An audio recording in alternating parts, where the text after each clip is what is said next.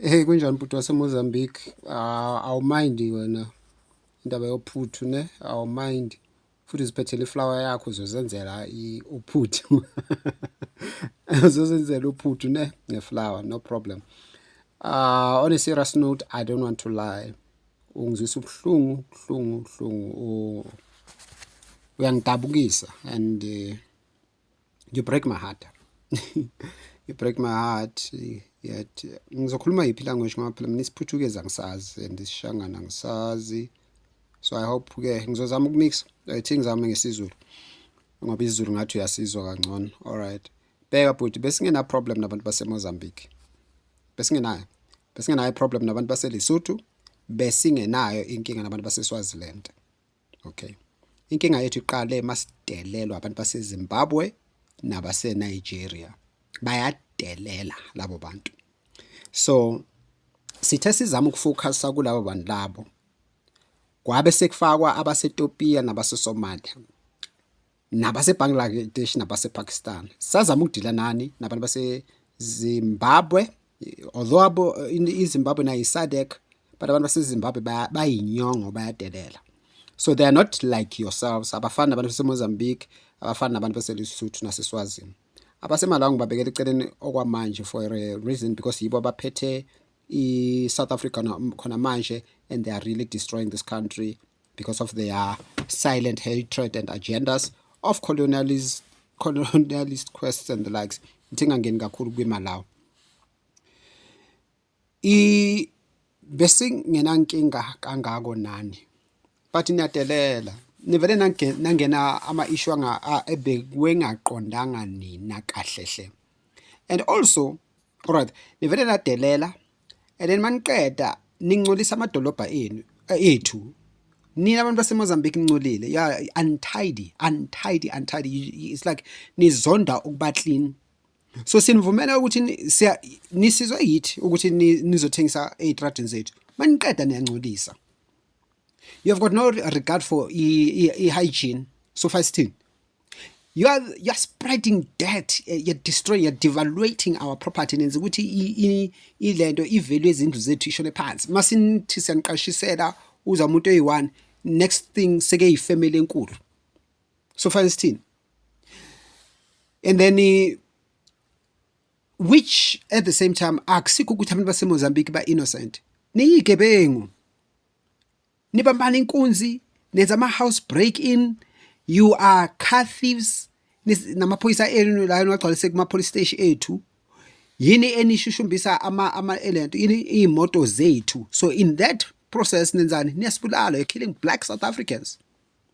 Not only that, if ama-drugs awe-Frelimo ashushumbiswa yini, not only that, ithi ngene kwi-spiritual side, niyaloya. And nisemisa ukuloya kokusubjugate ama-black South African business. Why lokuloya kwenu ningaloya belungu? Why ningaloya ama-Pakistan nabo bonke labantu labo? So niloya thina and then mase silentuza sizilwela sekufanele nibe ama-victim. Wena uyangidabukisa wena. Ungizwisa ubuhlungu nama-sunscreen akho. And angifuni ukudabuka njengamanje. Kudala sinidabukela, sinilekelela nakhetha ukuba yizinja ezisilumayo. Sibe kade sinisiza. So le post yakhe ngizwisa ubuhlungu. Honestly ngizwisa ubuhlungu. It sounds like inobujoke phakathi but i-message yakho is very sad and because also it is i-reality. We understand what happened in Mozambique. See, understand. And you guys did a far better job than us as South Africans to try and free in Mozambique from ama-colonialist. Yithi esinidayisile ngokugcina lama-Portuguese enu azogcwala la eSouth Africa na sagcina nalo abilungu bama-colonialist sathi yi-reconciliation. Those DA whites today are chewing us from within as black South Africans. Abanifuni vele nina baseMozambique siyakubona lokho ukuthi abantu baseMozambique labelungu ababafuni bafuna labantu baseZimbabwe. Clearly because they are sellouts nabasemalawi. Because if they are talking about hard workers, some hard worker siyas we can see. I'm a Mozambican wona hard worker kwangempela. But the problem yenu you are not entrepreneurial. Ni hard worker ukuthi niyojola nidle yonke imali namantombazana. So you're useless. Mawuya kwi-country yenu ayikho nento engcono eniyakhaya lapha. Nihlala emikhukhwini engakanani Maputo. Where's self love? Ni disorder. So siyanisiza nina nibona nje ukuthi imali yokuthi niyojola anakhe izindlu anifit imindeni yenu back in the 1800 like ngesikhathi samawasha uQueen wenu somewhere there waze wabhalela belungu iletter ethi ucela bakwenze kube yi-forced ukuthi abantu amadoda aseMozambique abuyele ekhaya because beningabuyele ekhaya abo baba benu bezela eSouth Africa bazosebenza ezimayini maqeda behlangana nabo mama bethu abahle and then sebe abasafuna ukubuyela emuva kodwa bashiye izingane le.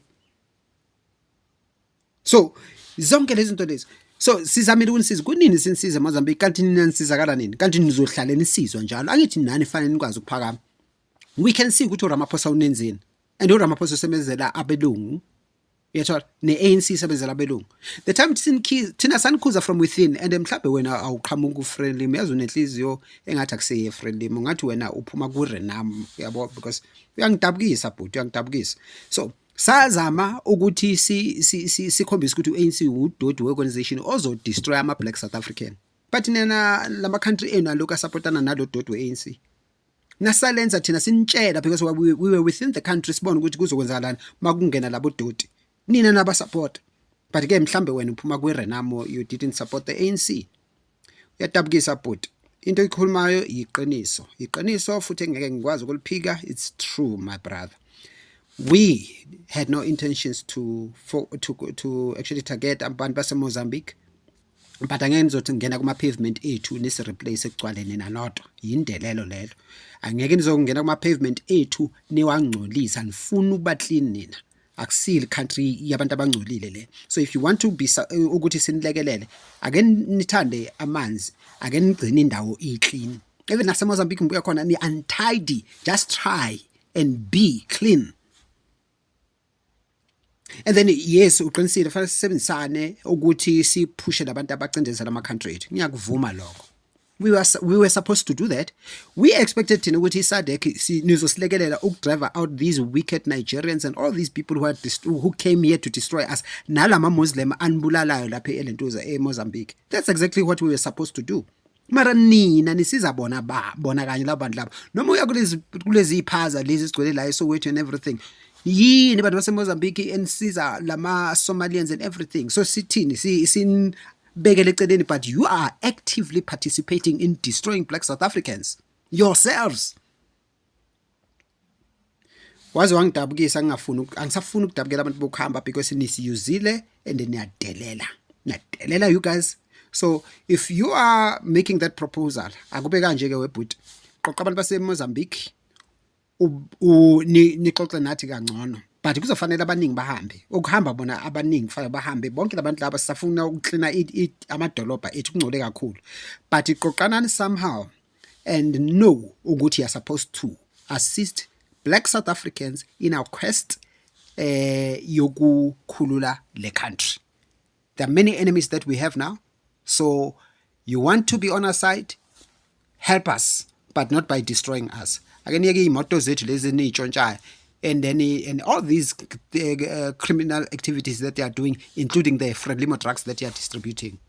Then sizazwana vele fanele sisizane as iSADC, South Africa, Lesotho, Swaziland, Mozambique fanele sizane.